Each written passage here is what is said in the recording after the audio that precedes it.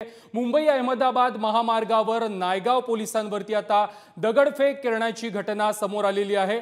महामार्गावर ट्रक चालकाचं चक्काजाम आंदोलन सुरू होतं। आंदोलनादरम्यान पोलिसांवर ही दगडफेक केल्याची माहिती आता समोर येते आहे। आताच्या क्षणाची ही सर्वात महत्त्वाची ब्रेकिंग बातमी आहे।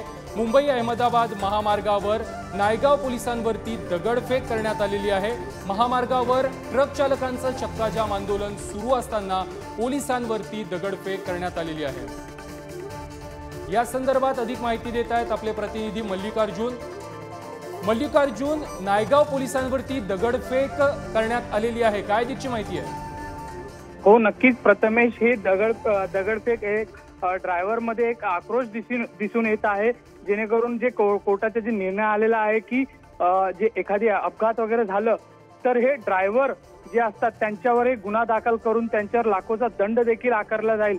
मग ड्रायव्हर हे करणार काय, या ज्या ड्रायव्हरच्या संदर्भात ड्रायव्हर लोकांमध्ये आक्रोश दिसून आल्यानंतर ड्रायव्हर लोकांनी काल रात्रीपासून हे चक्का जाम करायला सुरू करण्यात आलेलं। मात्र पोलिसांना त्यांना हटवण्याचा प्रयत्न केल्यानंतर ड्रायव्हर लोक त्यांच्यावर दगडफेक करायचं सुरू केलं। नक्कीच मल्लिकार्जुन, सध्या तिथली परिस्थिती काय आहे? ती परिस्थिती नियंत्रणात आणण्यात पोलिसांना यश आलंय का?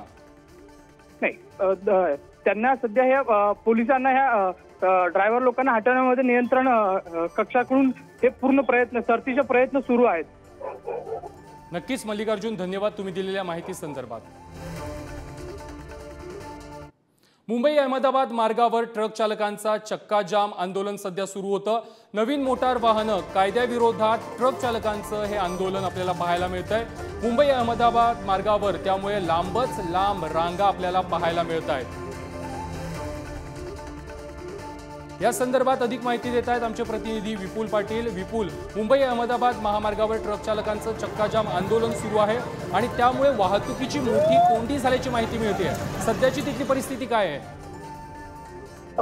नक्कीच मुंबई अहमदाबाद महामार्गावर मोठ्या प्रमाणात वाहतूक कोंडी निर्माण झाली होती।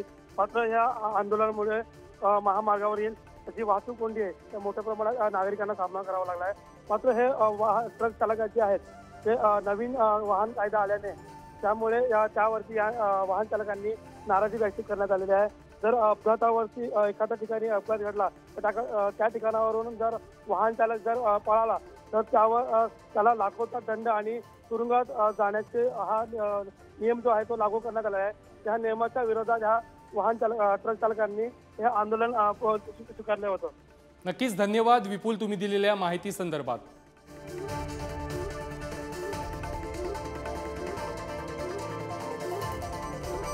Thank you.